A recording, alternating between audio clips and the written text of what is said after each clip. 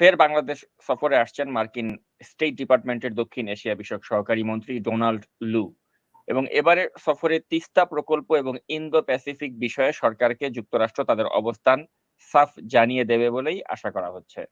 এবং চীন ও ভারতের সাথে এই বিষয় নিয়ে কিন্তু ইতিমধ্যে একটা কনফ্লিক্টে জড়িয়ে গিয়েছে সরকার। কারণ চীন তারা চাচ্ছে যে কোনো উপায়ে এই তিস্তা প্রকল্পটা যাতে সরকার এটা গ্রিন সিগন্যাল দিয়ে দেয়। আর এদিকে ভারত আপনি জানেন যে তারা কিন্তু এটা নিয়ে বেশ শঙ্কিত যদি সরকার ওই পথে পা বাড়ায়।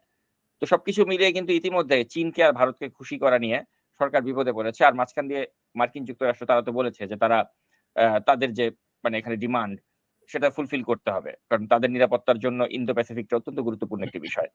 তো সবকিছু মিলিয়ে কিন্তু এখন ভারত, চীন এবং আমেরিকা ৩ টাকে দেশকে একসাথে খুশি করাই সরকারের পক্ষে সম্ভব হচ্ছে না।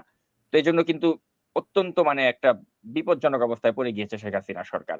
তো এরই মাঝে ডোনাল্ড লু সফর করতে আসছেন এবং ডোনাল্ড লু এই সফরে তো এই বিষয়গুলো নিয়েই কথা বলবেন। তো অনেকেই বলছে যে এবারে ডোনাল্ড লুর সফরটা অন্য যেকোনো সফরের তুলনায় অনেক বেশি তাৎপর্যপূর্ণ হতে যাচ্ছে।